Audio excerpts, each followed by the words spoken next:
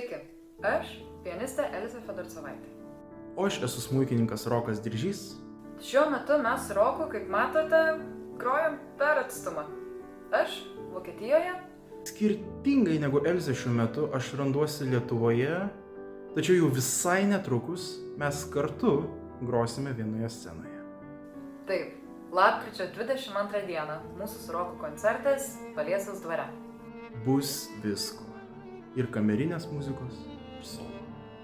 Skambės Listo, Pulenko, Ravelio, Sensanso kūriniai. Žodžiu, programa tikrai rimta, bet nenubudi. Žinoma, pažadame, kad miegančių tikrai nebus. Na, nebent nuo ramybės po Ravelio. Bet šiaip, Paliesiaus dvaras. Tokia nuostabi vieta. Ir akustika ten yra tiesiog tobula. Ir aplinka tokia, kur atrodo, kad net garsas skamba kitaip.